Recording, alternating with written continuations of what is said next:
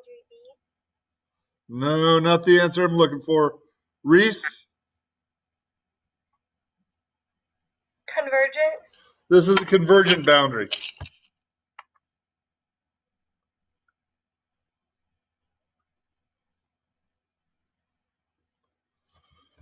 So, convergent boundary.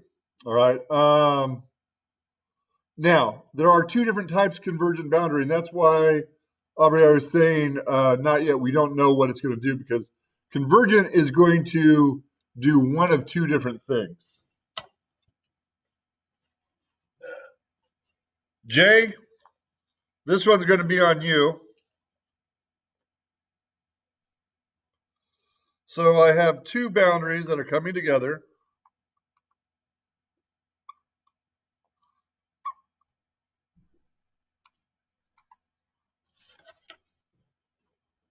And they form usually mountains or big uplifts in land.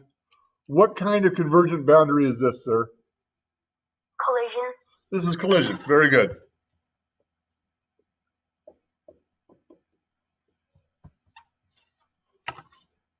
Still convergent.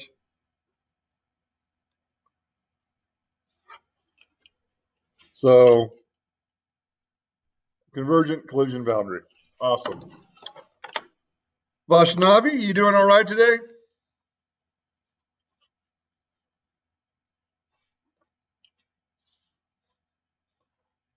Vaishnavi?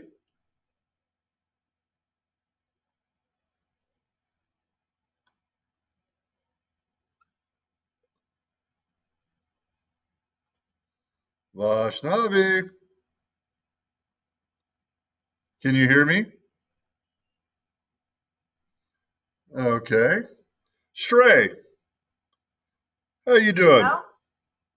Oh, Good, Vanash. how are you? Okay, Vanash, I'm gonna go back to Vaishnavi. You hear me? Yeah, I can hear you now. Okay. So the other kind of convergent boundary we have, drawing up my picture nice and pretty here. So Nish, you guys really got to get that fire alarm fixed one of these days. Yes, sir.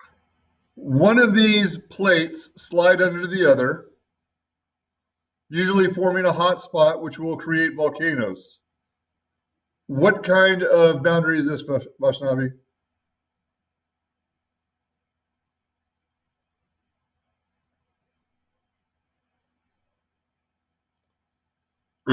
It's convergent, but what type convergent?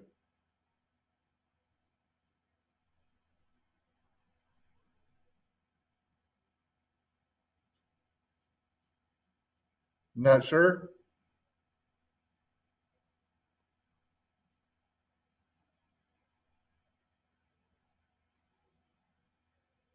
All right, I'm going to switch over to Shrey. Shrey, can you pick this one up for me? Is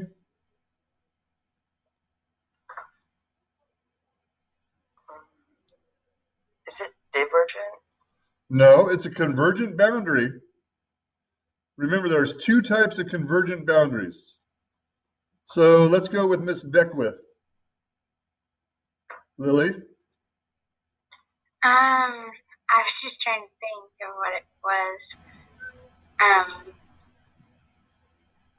have no idea. All right, Clara? Subduction? Subduction.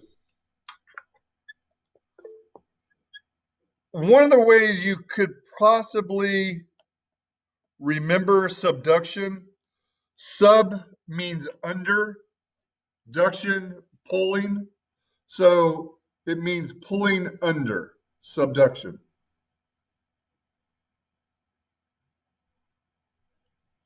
All right. Angelina, you doing okay today? Sad the weekend's almost here? No, I just have a really, really, really bad headache. Oh, I'm sorry. Drink lots of water. A lot of times it's just getting dehydrated a little bit, but hopefully it's not a sign of you getting sick. So, Angelina, what kind of boundary would this be? Divergent. That is divergent. Very good.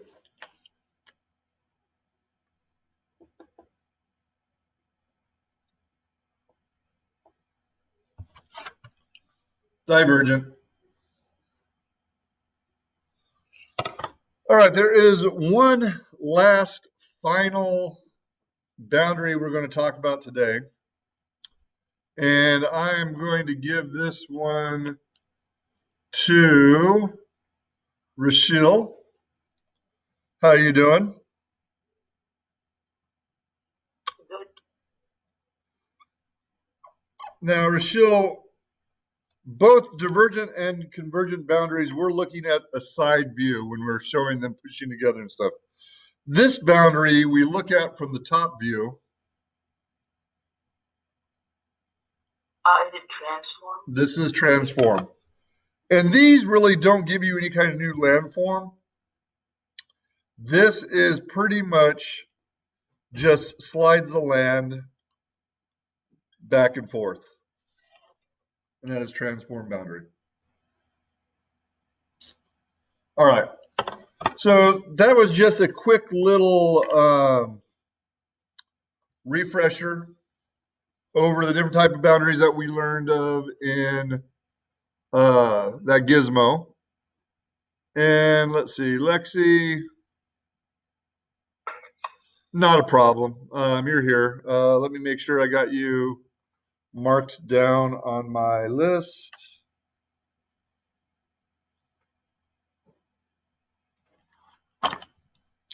You're here. All right, hold on one second. I'm gonna go shut a door. I hear a lot of noise out there.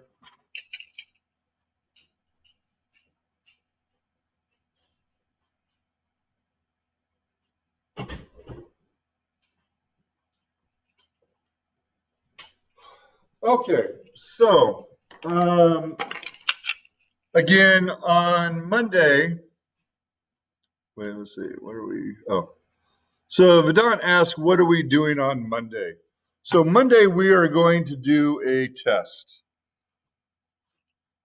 I'm not sure if I told you guys this on Wednesday, but let me go ahead. I'll just refresh all this stuff a little bit.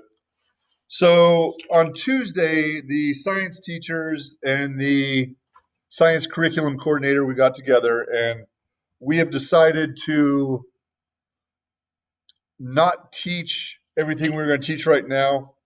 We're going to move erosion and the rest of plate tectonics till later in the year.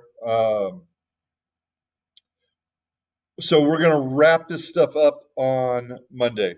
And again, I'm going to basically go over everything that you need right now. I'm recording this. It's going to be uploaded. So this will be kind of a your review for the test. When we're done with the ecosystems and resources portion of this, we're going to move on to chemical reactions. Now, unfortunately, you're going to see a lot of stuff, but you're not going to be able to do a lot of hands-on activities with this. I'm going to try to find as many things that will be commonly available at your house. So, hopefully you will still be able to maybe, get some supplies from your kitchen and be able to do some things. But what I will be doing is I'll be trying to show you videos and record things in the class that we do so you can at least see what's going on. Unfortunately, I'm not allowed to give you chemicals without me being there to actually supervise you in person, if that makes sense. So I'm going to try to make it as fun for you as possible. This is the part that a lot of people really like to do.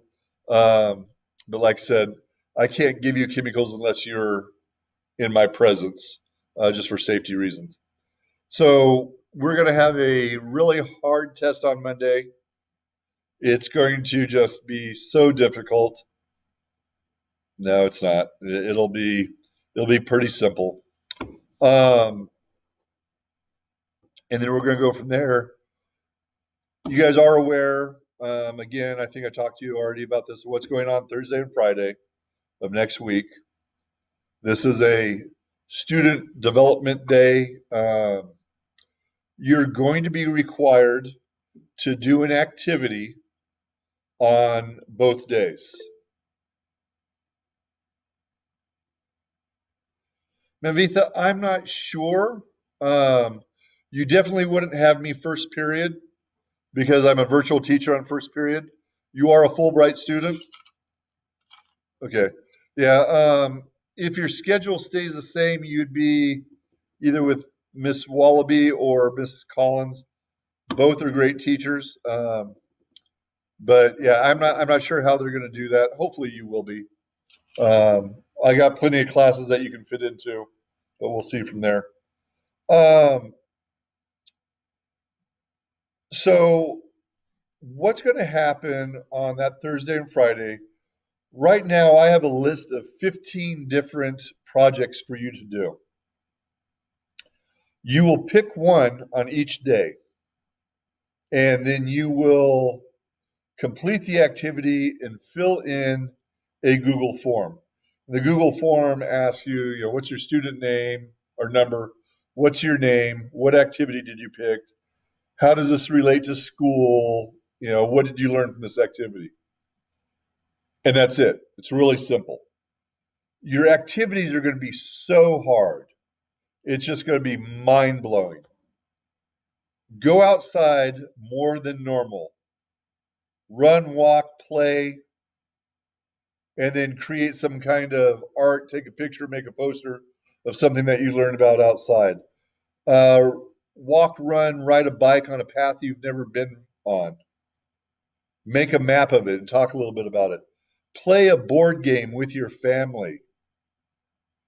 Create an emergency list of numbers and keep them by your phone. Go to the Crystal Bridges online exhibit. Go to the Native American Museum online. It's things like this. None of the stuff is too difficult. All right. It's pretty simple stuff, but they will want you to do one each day and then turn in the form to get credit for that day. Sound decent? The big thing, though, that they are stressing is that Monday following that is the end of the quarter. You need to make sure you don't have any missing work in any classes. All right.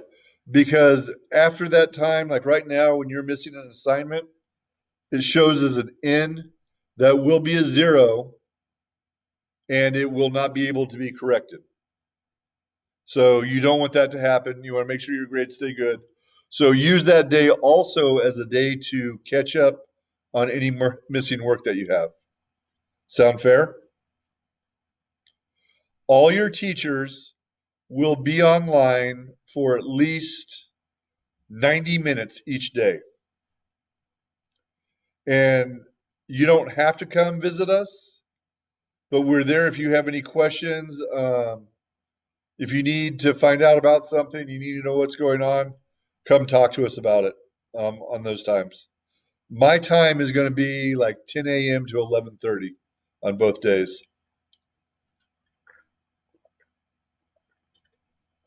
All right, let's talk now about a wonderful word or phrase, resource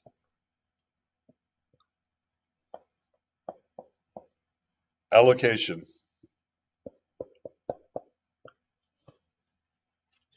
Resource allocation. Okay, there are three types of resources that we are going to talk about. The first one is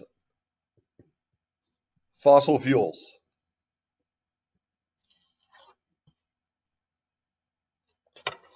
The second one is metals, like those special effects. It cost me a lot of money to get those special effects in there. And the last one is one that we've talked about a few times, fresh water.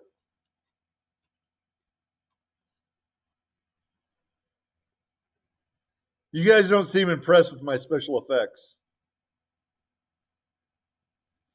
Did I spend too much money on them? Thank you, thank you. I'll be here all year. All right.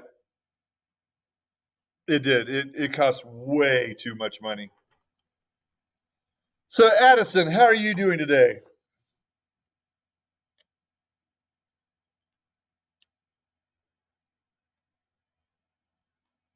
Good. So, Addison, tell me, what do I mean when I say fossil fuels? What are fossil fuels?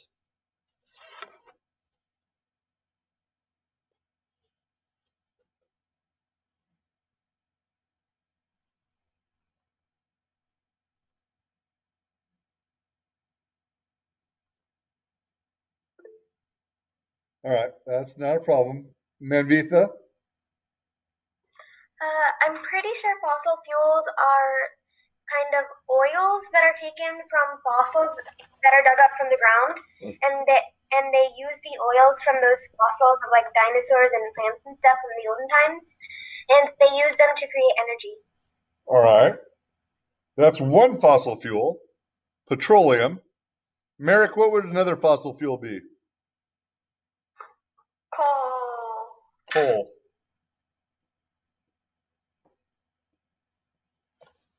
So fossil fuels are petroleum and coal. Now, do we need fossil fuels to live?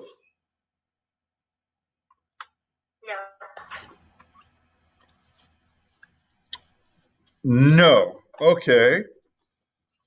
So if we say no to this, in general, you're right. I mean, my body does not require fossil fuels to live. However, we live in a suburban area, all right? I don't have a lot of agriculture out here. I don't grow a lot of fruits and vegetables. Most of my fruits and vegetables have to be shipped in from a long way away. So I need the fossil fuels to bring my food to me. I need the fossil fuels to bring my clothes to me. I need the fossil fuels to provide electricity to me. Because that way, when I buy my food that comes from a long way away, I have the ability to keep it cold or freeze it so I have it for a while. Do our bodies depend on it? No, but we as a people need it. The thing is, there are too many people in this area for little teeny small farms to feed.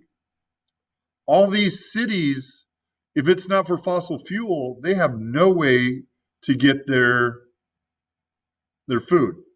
They have no way to store their food. They have no way to keep it, fresh longer. Manvitha, wake up. That's not nice. I'm very tired. But no, that's okay. It happens. So, do we have to have it? No, but we need it. Okay. We need it to live the way we live. Merrick. So I'm kind of like surprised we haven't come up with like any other ways to make that special steam or whatever to like power all that stuff. Because couldn't we just convert to electrical or something? Well, we have. There's nuclear power. Electric cars are pretty sure they're much more expensive than cars that run off petroleum and gas. Okay, guys. So a lot of people just go for cars that run off gas. Can you guys still hear me? Hello?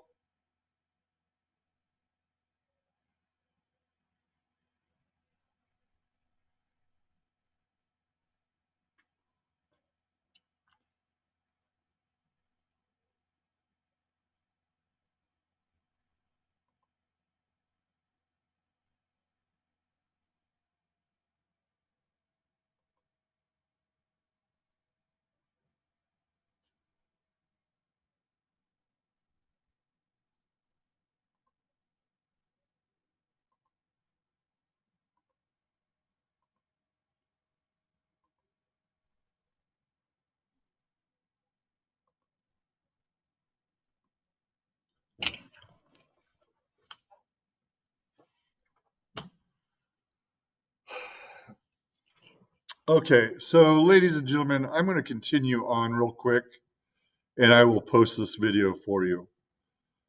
So the big thing with, oh, here we go. We're coming back live. They are expensive, but it depends also the model you get. Because some are like around like $16,000 or like $24,000, and that is actually a pretty good price for a car, especially those cars are actually around Yeah, but the cheap ones look close. All right, guys, I'm back. Yeah, I lost internet connection on my end. Mr. Schillinger, I have a question. Yes, Lexi. So we were talking about the fossil fuels and like eliminating them. So doesn't Avinash said coal, but doesn't natural gas, the burning of natural gas, fuel for electricity?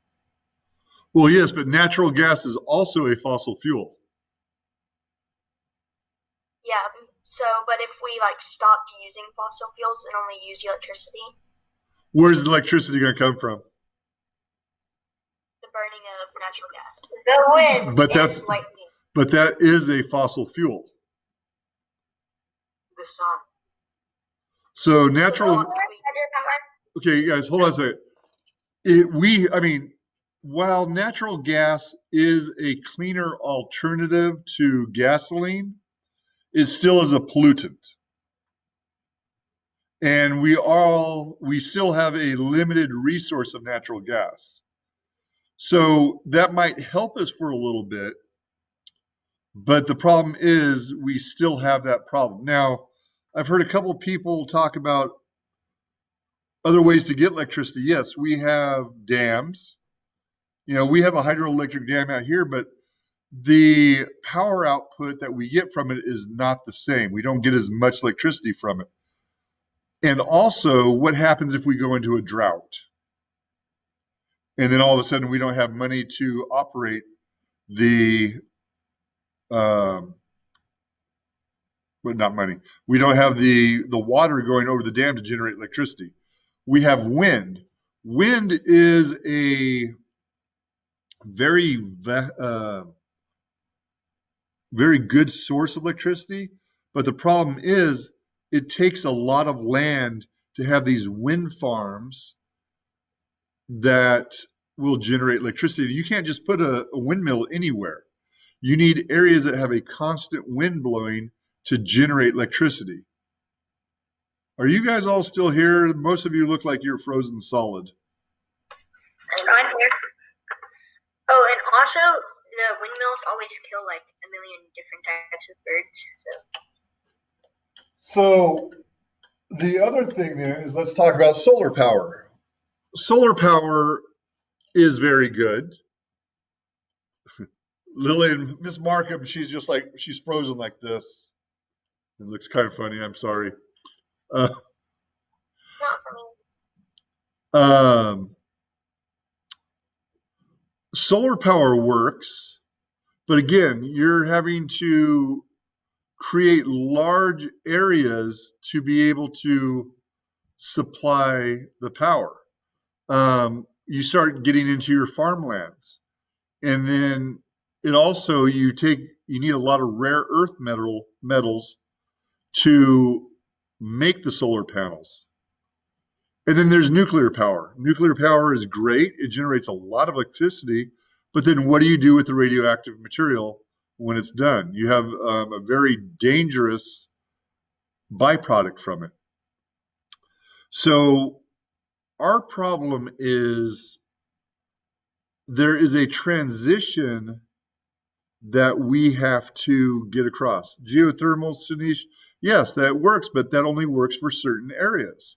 There's no geothermal activity up here in northern Arkansas, Kansas, Missouri. So, I mean, that doesn't do us any good. If you're in Northern California, if you're down in southern Arkansas, this will work to a degree. So, you know, it should be viable. We should be able to get away from fossil fuels, but the truth is the people that own all the fossil fuel, all the oil companies, they don't want to switch because then they lose money. But the thing is, we only have probably about 20 or 30 years of fossil fuels left, and then we're done. We're out of it. So, I mean, we have to find a way to replace these. But we're getting to another area that we need to stop talking about right now and get back to this review for the test real quick, just to make sure that you're ready for the test. I'd like to have this conversation more later, but not while I got to get you ready for the test. Why does deserts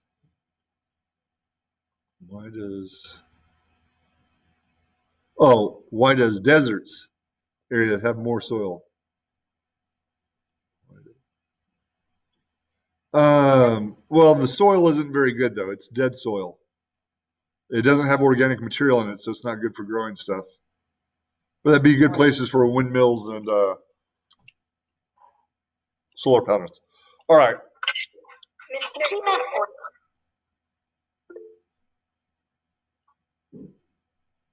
Mr. Schillinger, Yes. so I saw this ad that said they have found a different way to replicate the fossil fuels, and it uses up the Earth's infinite resource of limestone to do the exact same thing that fossil fuels did. And then I remembered my dad said he remembered when oil was infinite too. So. Yeah. But the problem is, at what cost can they do it, Merrick? Well, it gets rid of all the limestone. I mean. Yeah, but right now, though, I'm saying it's probably not a cheap technology. But anyhow, let's get back to fossil fuels real quick. So, fossil fuels, we call that a non-renewable resource. And the big thing that I want you to remember about fossil fuels is it takes large amounts of organic material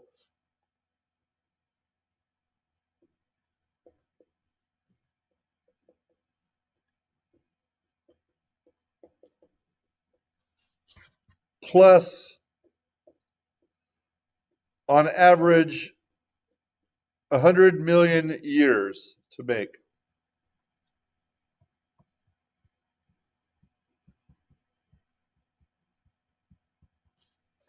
So, fossil fuels, large amount of organic material, and 100 million years. So, just because we had some internet problems and then we got talking about something else, I'm just going to kind of give you this one. A lot of people, when I ask them how our fossil fuels are made, the biggest thing that I always hear is they came from the dinosaurs. Well, it may have came from the dinosaurs. There might be a little bit there, but there were not enough dinosaurs to create all the fossil fuel we have.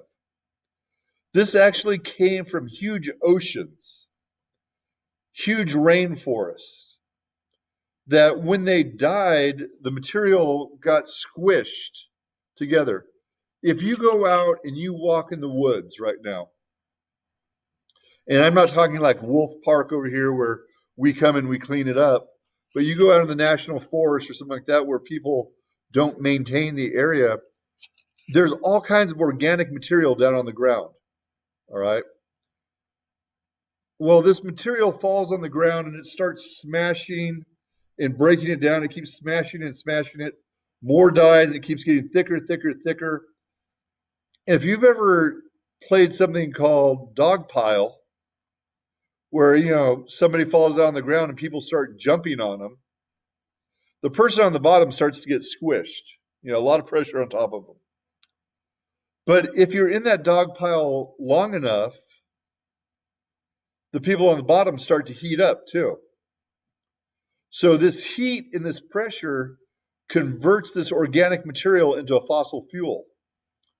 Now, the question is, where does the fossil fuel get its energy from?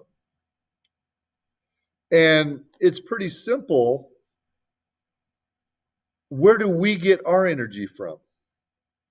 We get our energy from plants. We might eat an animal that eats plants, but ultimately we're getting our energy from that plant. And where does the plant get its energy from? The sun.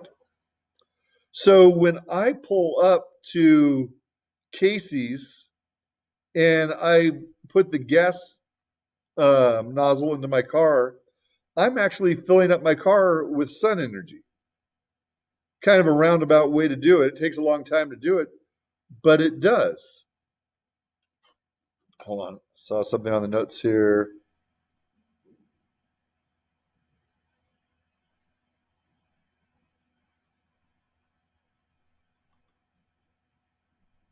Alexa, are you taking notes of all this? I'm also posting this file or this video as soon as we're done. So you'll also have that to come back on.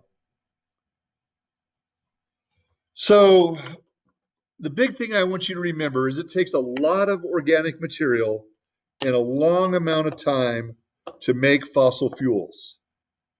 Okay. Hint, hint, nudge, nudge, wink, wink. That will be on the test. You need to know that. All right. Now, the next thing is metal.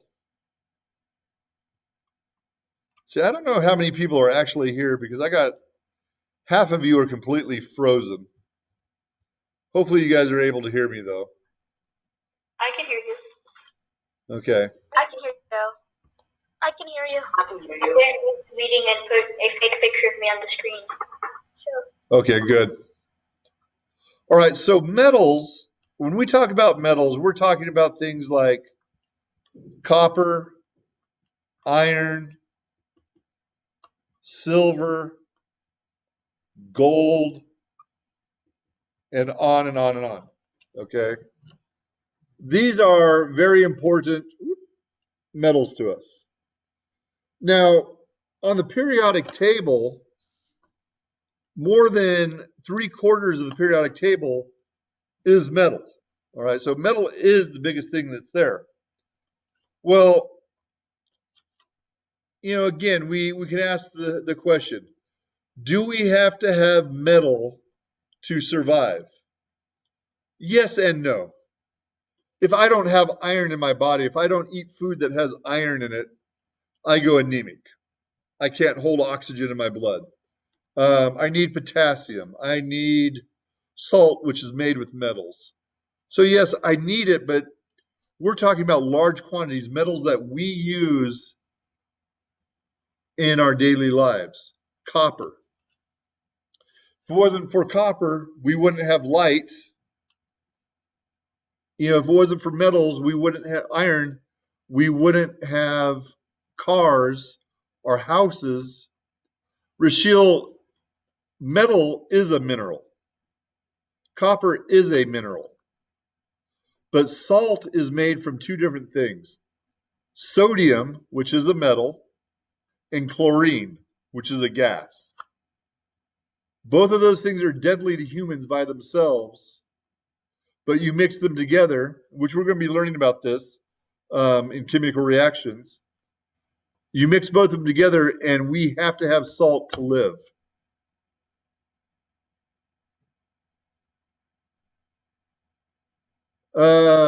It comes from the ocean and other places. Um, Movia, you couldn't hear about the metals? No, just in the middle, it started like breaking up.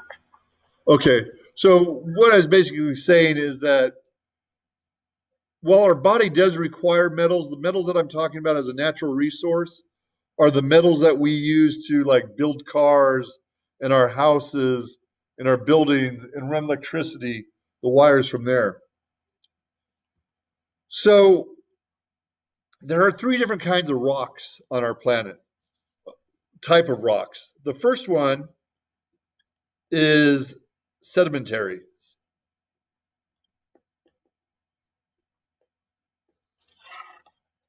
Sedimentary rock. Usually when you find that,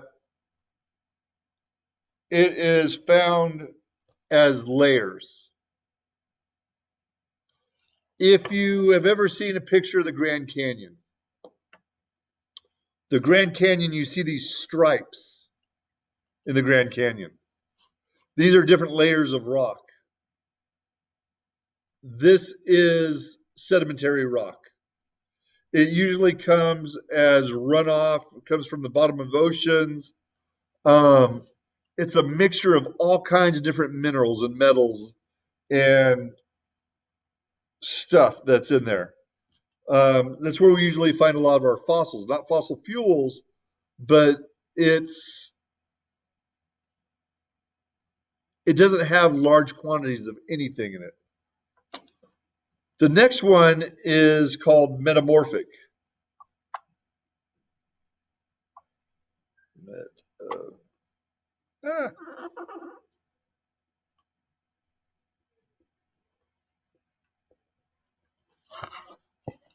Metamorphic rock. Now, the best way to remember or kind of think of what metamorphic rock is, get a couple pieces of clay, different colors, and kind of mix them together, twist and pull, mix and twist and pull, and you get this rainbow color of rock.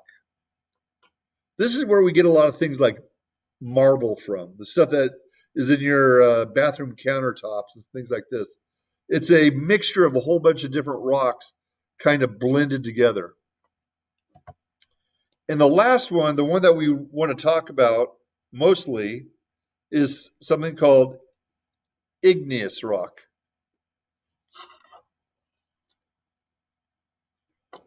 Igneous rock is formed from volcanic activity.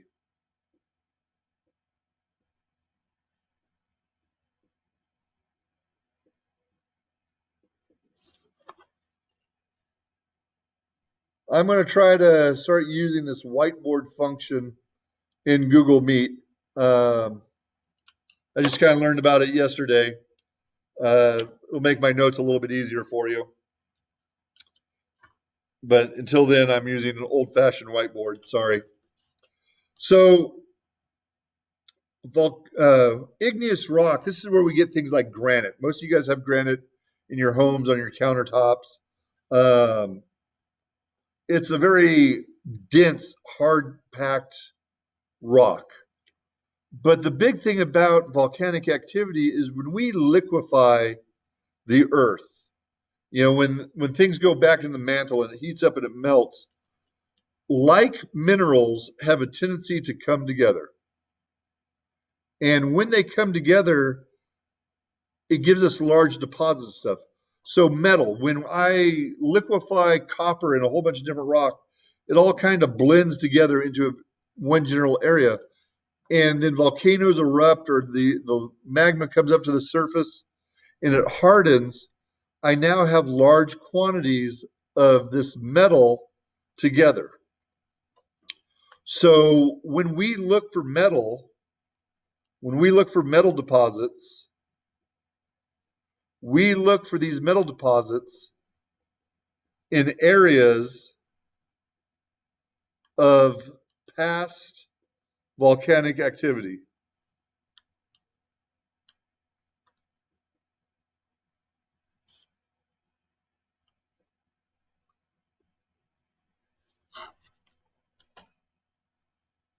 So metal deposits in areas of past volcanic activity. That will probably be another thing that you're going to see on the test. Okay, how many people are still here? Just give me a thumbs up. All right. I'm here. Because every time I look up, more people seem to be frozen on me. I think the school is having a connectivity problem. But again, I am recording this whole thing and I'm going to put this online as soon as we're done. And we only have one more thing and then we're done. And that is fresh water.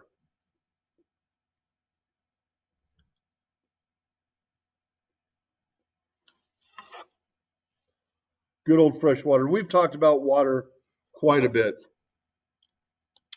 With this one, man has the ability to destroy everything we touch. You know, we are not very good caretakers of our planet. We have a tendency to poison our planet. We poison our water. Not intentionally. It's not like we're going out there and dropping in something that's going to kill us. But, you know, by us driving down the roads in these cars and they drip oil, the oil gets on the ground and then it rains and this oil gets into the water supply and it makes the water not as good for us to drink. So we find that we have to do things like build lakes to help us with our water supply. We get together in huge quantities of people. I mean, Northwest Arkansas, we have 200,000 people up in this area. We couldn't live here if we didn't build like Beaver Lake. Fresh water is only 1%, right? How does that support all humans? Because unfortunately, that's still a lot of water, but but we're going to run out of water eventually. You know, look at California. California does not have enough water in that whole entire state to take care of the people that live there. So they pull in water from the states around them. You know, no, it's actually less than 1% of all the water on our planet is fresh, readily accessible water. It gets about 3%, Manvitha, when you start talking about like glaciers and the ice caps.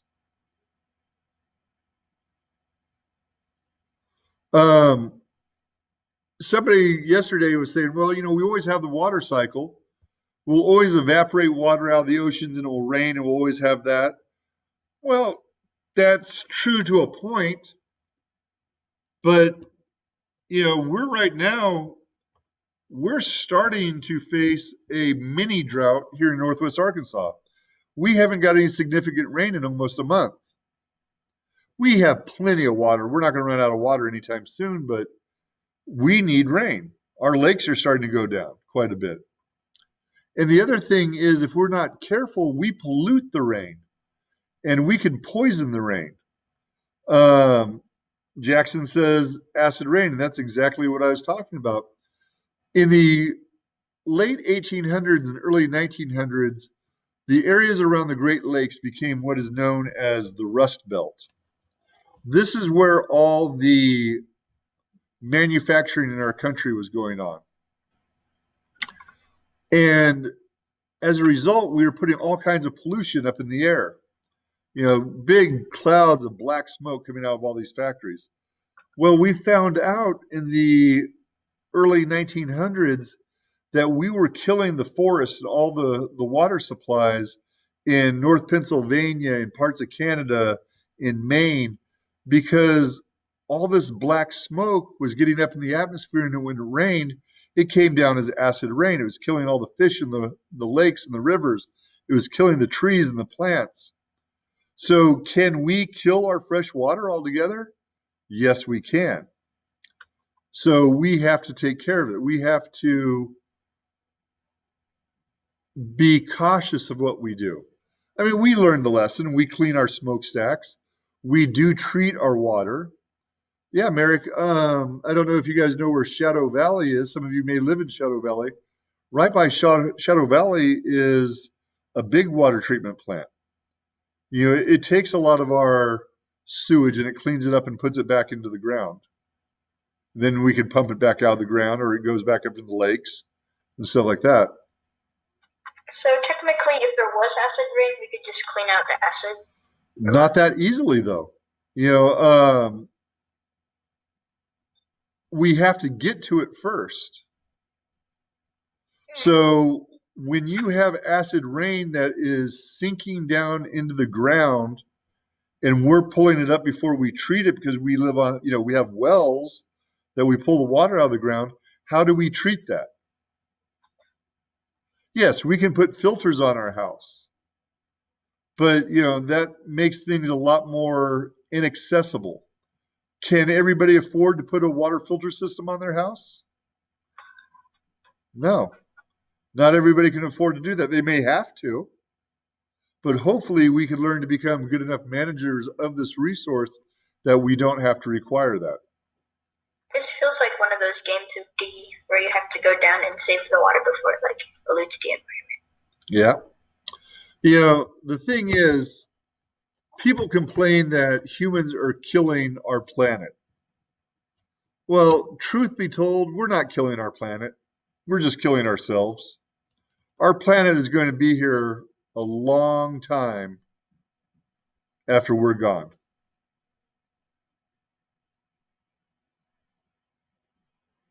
Manvitha, who wants to count the number of messages in this chat over the past hour? Okay. All right. Guys, that's all I have for you today. I'm gonna get this loaded up and put back on there. Big things to remember are just that petroleum takes a lot of organic material and millions of years to make. Metals, we need to look for places of past volcanic activity to be able to mine the metals out of the ground that we need. And water, the availability of water really determines where humans live. And that's kind of the big thing right there. Ladies and gentlemen, have a fantastic weekend. But let's see, Alexis says, before we leave, does anybody else need to share the notes? Okay. Thank you very much, Alexa. That's very nice of you. Mr. Schillinger? Yes, I Lexi. have a very first question about my grade. Okay. So, on Google Classroom, it says I got a 10 out of 10, but in the Home Access Center, it's a 9 out of 10. Probably because Home Access Center, well, hold on a second. Which one is this on, ma'am? This is the plate tectonics. All right, let me stop recording for a second.